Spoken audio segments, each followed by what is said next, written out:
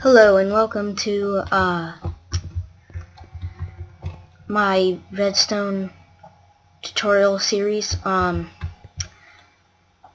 Is about using Redstone and how everything in Minecraft is very fun to use, but I think one of the funnest things to do is Redstone because of how many things you can make with it. So, the first thing you need to know to do Redstone is how each block works, and then maybe in later episodes I'll show you how you can make some different contraptions that you probably wouldn't have thought about yourself, and they will be very helpful. So for now I'm just gonna use each block. So redstone is obviously the first item you think of when you think of redstone, and it can be placed on a block. It can only, however, be placed on solid blocks and glowstone, which also happens to be a transparent block. It cannot be placed on glass or any other transparent block.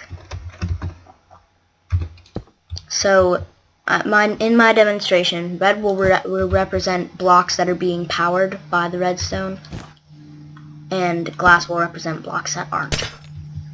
So first we have this redstone. Right now it's actually not powering anything because it is not being powered. But if it is being powered, then if it is being powered by any sort of power, then it'll power that block, and when it looks like a dot, which means there's nothing next to it, it'll also power these blocks. And it will not power the block above it. However,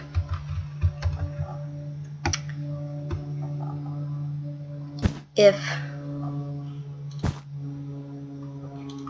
you have it in a line like this, it will not power the sides, and it will power the end. So this is what it looks like. And the one last thing you want to know is that when it's turned, it will not power this either. It will only power that. Basically powers where it points except for when it's a dot, which honestly, it used to be a cross, but now now it's not really that. It doesn't make any sense in my opinion, the dot, because if it was still a cross, it would represent what it does a lot easier, and this would be way easier to understand. Right now, the only cross you can get is by putting 4 redstone all around, in which it still does the same thing. But it also does that if none of this redstone is here. But in that case, these would also be not there. And of course, there's one last configuration of redstone, and that's this one in the middle, which is pretty much just the cross, except not this way. I'm sure you get the point.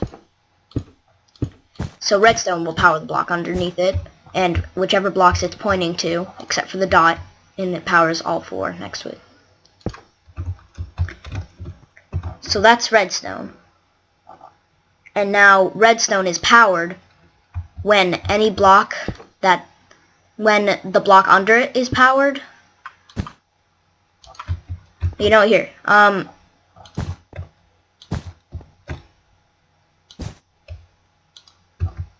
will demonstrate every red wool block here. If it's being powered by first degree power, which is the strongest power, as in there's literally a input on one of these blocks. It doesn't have to be one of these blocks, but if the input is one of those blocks, it would also power the redstone. So now, and also, any outputs that are redstone power those things, right? And if redstone powers another redstone, it'll keep going, obviously. But it has a limit, and that limit is 15. Here. One of the inputs that you can have is a redstone torch, which is constantly on except for a certain case, which I'll cover later when I get to redstone torches. But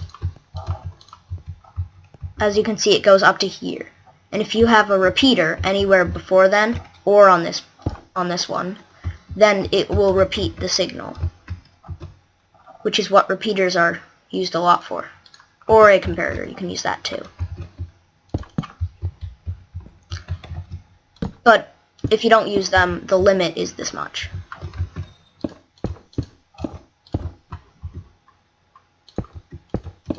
So anyway, now I'm gonna go through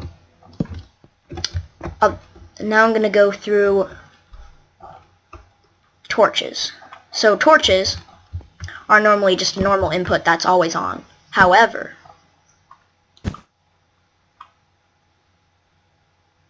it also, and the blocks that it powers are not the one below it actually, but you know, I have to use wool because it can't be placed on glass. So it won't power the one below it, but it'll power all the blocks around it and directly above it. But one thing is it gives first degree power to all these blocks except for the bottom one. So any outputs that are here, well, you get the idea, that are touching these 5 blocks, minus that one on the bottom, will receive power and work. So now, repeaters. Repeaters can do many things, but they're quite simple. One thing they do is repeat the signal, like I said earlier. If it runs out of time, and then if it runs out of signal strength, and you put one there, it'll increase it. And the way this works is, when it's next to a first degree power, I'll have a signal strength of 15, I believe.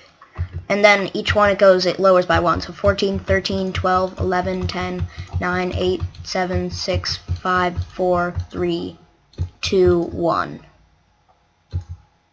And then this one has 0, so it is not being powered.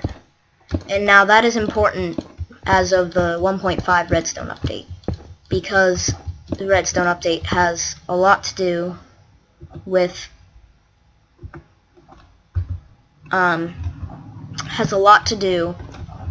signal strength. So now the only thing and another thing the repeater does is it adds delay. So by default it's 1, and you cannot make it 0, which is sort of annoying in my opinion. But you can also make it 2, 3, 4 ticks of delay. And also, by the way, when I forgot to mention something about the torch. Okay, so the torch, if the torch is powered, the block the torch is on is powered. So in this case, both of these torches are on the same block, that red block. So now if I power those, they'll both turn off because the block they're on is unpowered.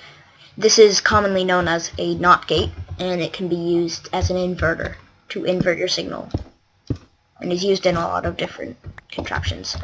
Anyway, so now a repeater adds delay. So if I put this on 4, it'll be the easiest to notice. And I'm going to get a lamp so that you can see. So right now it's on. Wait, no. I'm just going to get a button, because it's easier to show you guys how this works if I have a button. So here we go. See how it's delayed by a bit? That's 4 ticks of delay. And you can fiddle around with that all you want. But that's essentially what a repeater does in that sense. And the last thing it does is... What's the last thing it does? Oh yes, it is a diode. Meaning...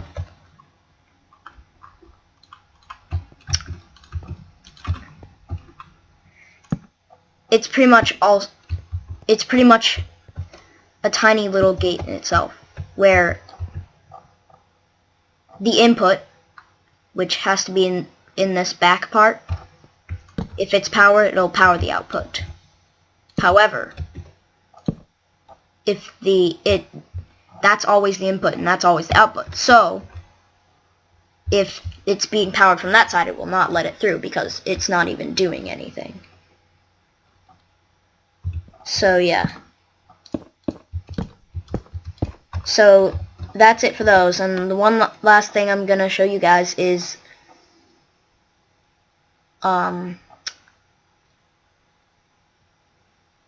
Redstone comparator.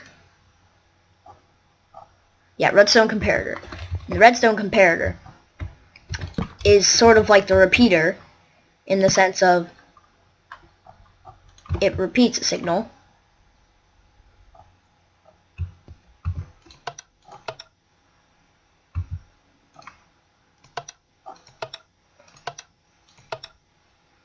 Yeah, it repeats a signal. And so it repeats a signal, and right-clicking it does not do delay, but it still has a 1-tick delay, I think. Okay, so we're going to try that same 4-tick delay and see if it actually affects it.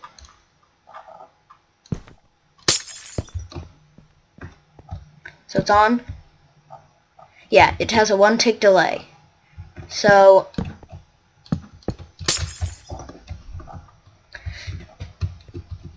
it also acts as a diode, like the repeater, with a 1-tick delay.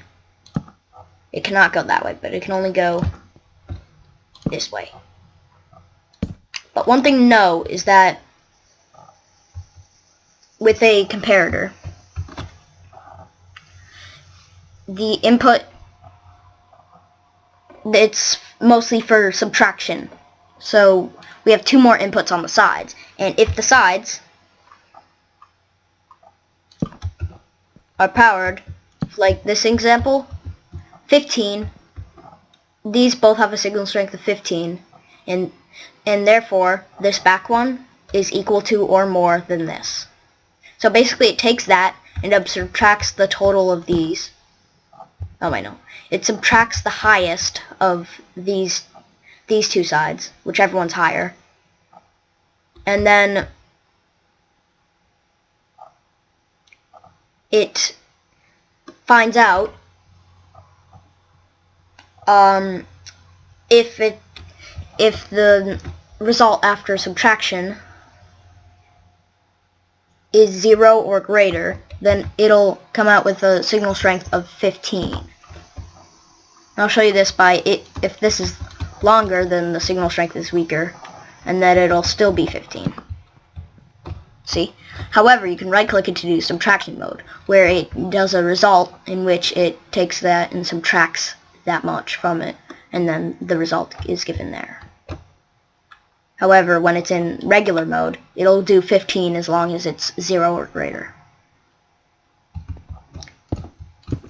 Now, since 0 is being not powered, then that means if 2 of these are like this and you're in subtraction mode, it'll be off. So that's something to remember. And of course you can use both inputs when using a comparator. Yes, and one last thing is that if you put a repeater next to the side of a repeater, in this case, then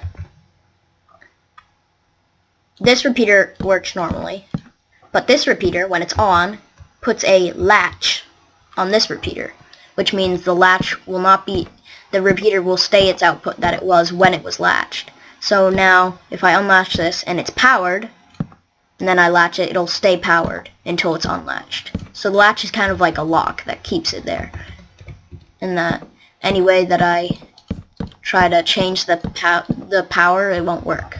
It is a very easy way to make a quick, maybe like you're creating a mini game and there's something that you can only do once per game unless you read, and there's like a reset button. The reset button would undo the latch.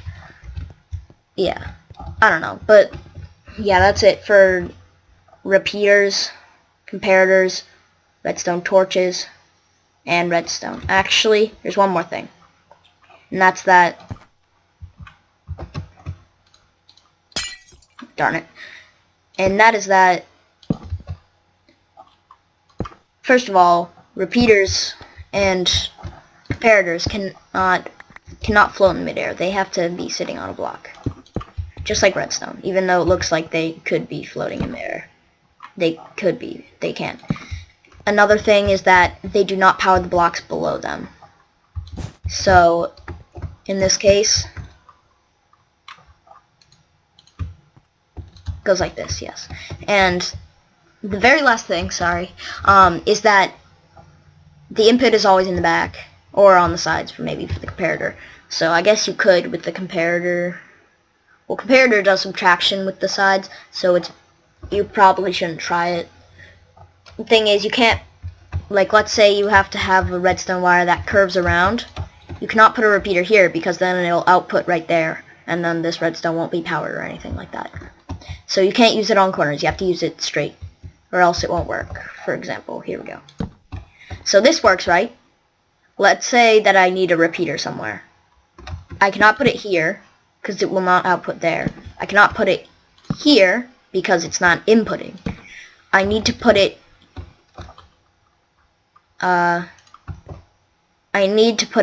here so that it will repeat early, or if you have enough signal strength, after the corner. Yeah, and that's it for the different types of actual redstone. And next I'll be covering some of the inputs, such as how you can use a comparator to gain input knowledge from containers and such, and inputs like blocks of redstone, buttons, pressure plates, weighted pressure plates, levers, daylight sensors, and tripwire hooks. And I'll discuss how all those work, and then maybe in the next episode I'll discuss how all of these like the rest of these are usually outputs, how they work. So yeah, this has been Redstone. This has been Infinity MC's Redstone tutorial, and with ZXCVM101 or Ryan, and I'll see you guys next time.